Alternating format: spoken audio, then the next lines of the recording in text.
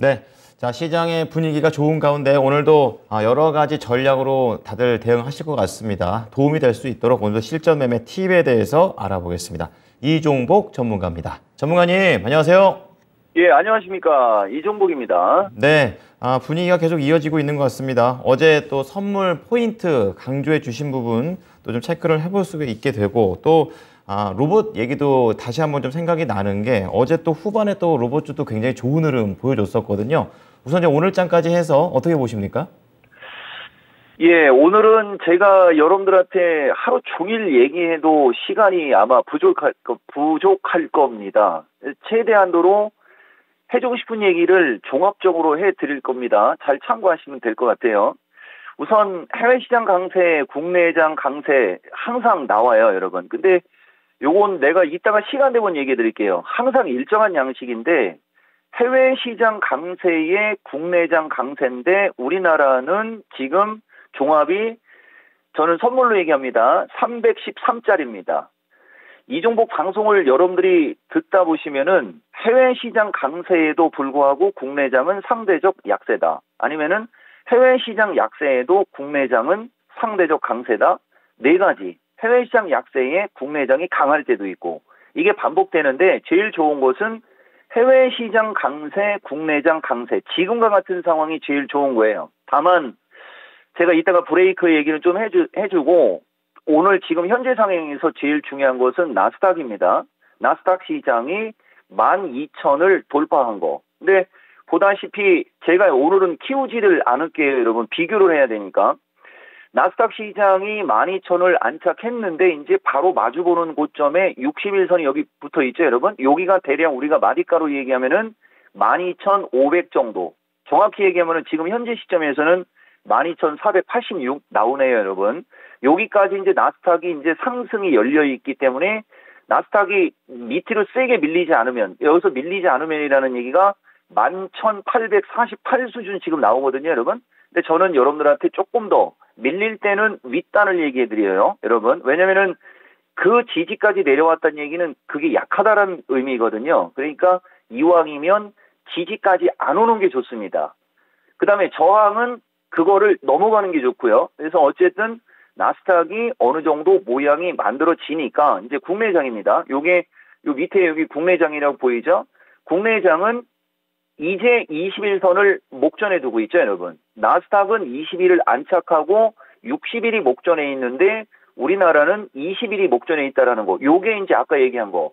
나스닥 강세, 국내장 약세 뭐 어쩌고저쩌고 했던 그 말이 나스닥은 이제 61선을 바라보니까 우리나라가 만약에 미국장을 양호하게 따라간다면 우리나라는 21선 돌파하고 우리나라도 61선을 바라보게 되겠죠. 그래서 그런 게 중요한 겁니다. 자, 그 다음에 이제 이쪽이 대만. 가장 약한 나라. 반도체 나라. 그죠? 결국은 나스닥의 필라델피아 반도체 쪽이 같이 움직여줘야 국내장에 올라가게 되는 거거든요. 그러니까 이런 이치가 상당히 중요한 겁니다. 그래서 후장 전략을 지금 먼저 얘기해 드리는 거예요. 그리고 독일도 보시면 이제 21선을 목전에 두고 있고 결국 우리나라는 독일과 유사한 흐름을 보이고 있어요, 여러분. 여기 딱 요렇게까지만 놓고 보면은 여러분들이 아마 눈에 보일 겁니다. 60 타고 내려오다가 올라갔다가 요런 식으로 요렇게 내려왔죠. 60에 저항받고 슬슬 흐르다가 요렇게 돼 있고 독일과 국내장이 흐름이 상당히 유사함을 여러분들이 볼 수 있습니다. 그래서 지금과 같은 경우는 이제 나스닥 시장이 어느 정도 안정을 주니까 국내장은 양호하게 움직이는데 전체적으로 거의 전 업종이 강한 게 특징이고 그 다음에 낙폭이 과하고 21선과 이격이 멀은 게 특징이에요. 오늘장 특징이 그거죠. 그리고 또 한 가지 특징은 제가 이제 여기 미리 놨는데 이게 지금 오늘 현재 방송하고 있는 시점의 시세판이거든요, 여러분. 셀트리온 쪽이 약하죠. 보다시피 셀트리온이 약하고 한미약품서부터 요 한미사이언스도 요새 많이 올라왔어요. 제약주가 최근에 움직임이 상당히 좋았던 쪽이죠. 움직임이 상당히 좋았던 쪽이 결국은 약하고 그다음에 최근에 많이 빠진 특히 요번에 경기 침체하고 맞물려 갖고 에너지 관련주가 많이 밀렸는데 오늘은 또 에너지 관련주도 되게 강하고 이쪽에 보면 로봇 관련주가 아침에는 되게 강했는데 요거는 좀 이따 얘기해 드릴게요. 로봇 관련주가 조금 물량을 받는 요 정도 흐름. 그래서 오늘 장은 정통 섹터의 주식들과, 여기서 정통 섹터라 하면 IT, 뭐 전기차, 그죠? 그다음에 제약주, 뭐 이런 식으로 그쪽. 그다음에 이제 물가 관련주에는 에너지도 그냥 물가로 쳐준다고 그러죠, 여러분. 오늘은 그 두 종목, 두 섹터가 힘겨루기 양상이 펼쳐지는 게 아니겠느냐. 이 상당히 중요한 얘기거든요. 그런 시장의 흐름으로 현재까지는 보여집니다. 네, 오전장 정통과 물가의 힘겨루기 싸움이다. 이렇게 좀 얘기를 해주셨습니다.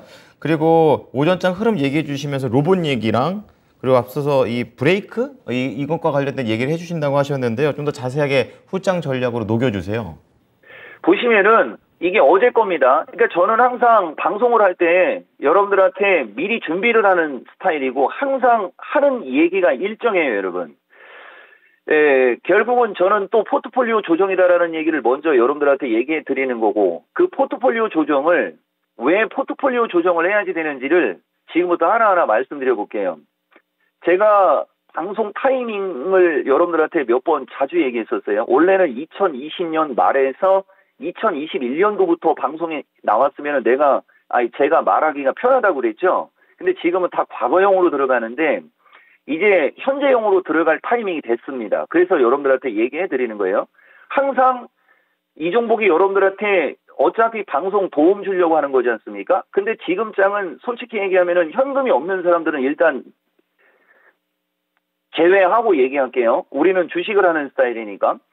주식이 있는 사람 입장에서 지금 지수대는 상당히 매력적인 지수대인데 현금이 없는 사람들한테 지금 지수대는 상당히 불편한 지수대예요. 그러면 현금이 없는 사람들이 대부분이면 그 사람들의 포커스를 맞춰서 방송을 하면은 할 얘기가 없는 거고, 왜냐면은 반등을 기다려라 이런 얘기만 할 수밖에 없는 거죠. 근데 반등을 언제까지 기다리겠습니까? 그죠? 그래서 능동적으로 포트폴리오 조정이라는 걸 통해서, 그러니까 보유하고 있는 주식이 강하냐 약하냐, 시장의 주도주냐 아니면 소외주냐, 이걸 빨리 판단해서 소외주라면 과감하게 버리고, 왜냐면은 삼성전자도 반토막 난 장이지 않습니까? 작년 기준으로 우리가 시장을 보면 삼성전자도 반토막 난 시장이에요. 그러니까 웬만큼 한 20, 30% 정도의 손실일 경우에는 과감하게 그걸 조정을 할 줄 알아야 되는데, 이게 이제 들고만 있다 보면은 기다릴 수밖에 없어서 재미가 없는 거예요. 자, 보세요. 추세 패턴의 중요성으로 가면서 이게 어제 목요일 방송인데 어제 장 3시 12분 타이밍에 유일 로봇 상한가 에브리봇 19% 하면서 로봇 관련주가 유독 돋보이죠. 이게 어제 장의 시세판입니다. 그리고 지금이 오늘 장의 시세판이에요.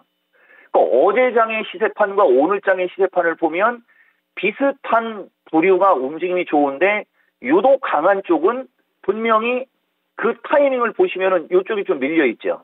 자, 패턴으로 가보겠습니다. 추세 패턴의 중요성 때문에 여러분들한테 얘기해 드리는 거예요. 자, 유일 로봇 보시면은 쭉쭉쭉 이게 하락 N자형이라고 하는 거거든요. 그리고 요 마지막이 쐐기형 패턴.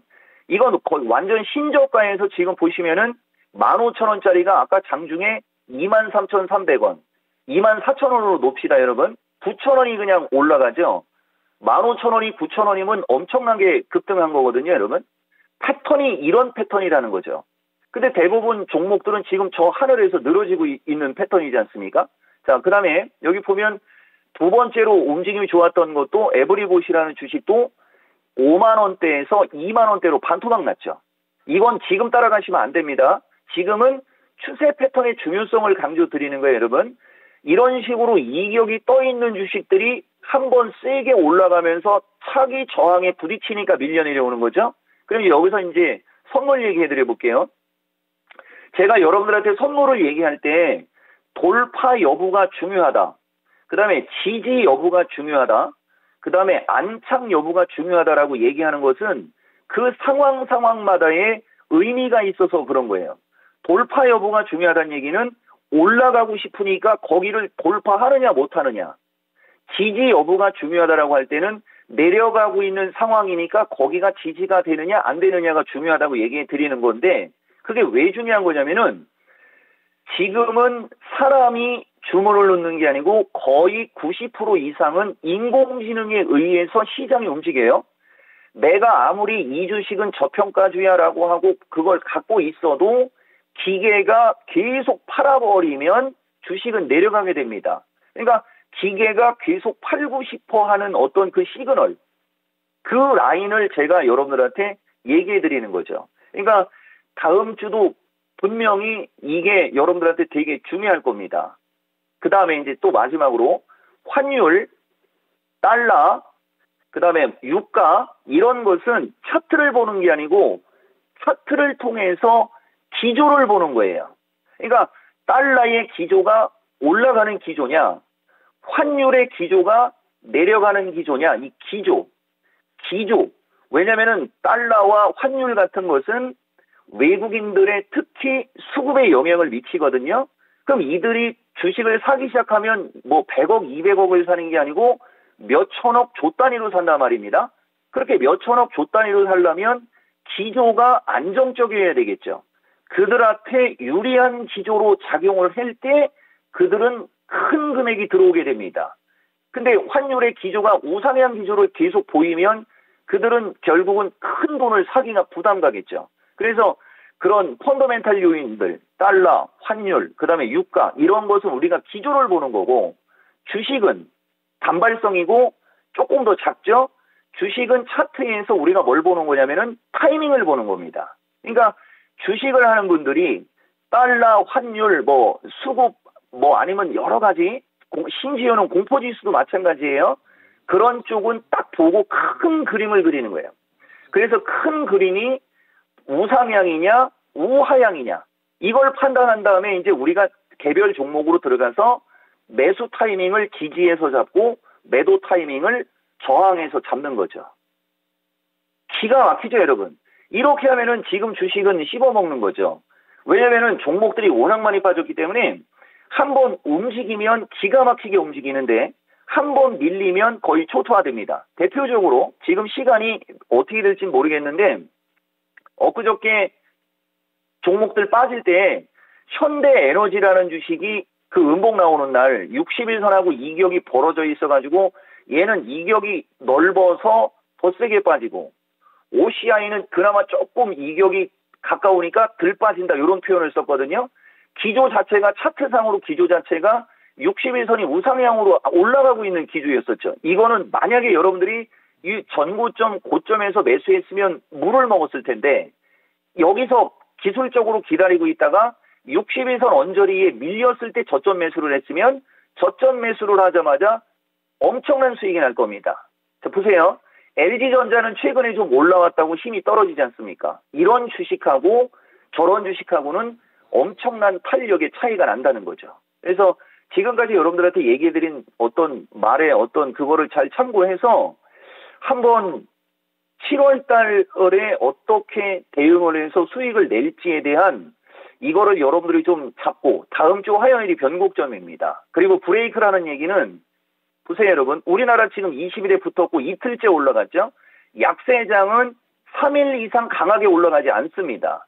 그러니까 이제 다음 주 월요일 날 한 번만 올라가면 3일째 올라가는 거고 마주보는 고점이죠. 그래서 포트폴리오 조정이라는 얘기를 곁들여서 여러분들한테 해드린 겁니다. 그 한 번 처지고 다시 올라가면 찐 반등이 나올 수도 있는 거고 한 번 처질 때 놀라지 않기 위해서 여러분들한테 제가 먼저 요 말씀을 드렸다. 요렇게 마무리하면 될 것 같습니다. 네, 다음 주 초반이 중요해 보입니다. 그때도 조언 부탁드리겠습니다. 한 주 동안 고생 많으셨습니다. 고맙습니다. 이종복입니다. 네.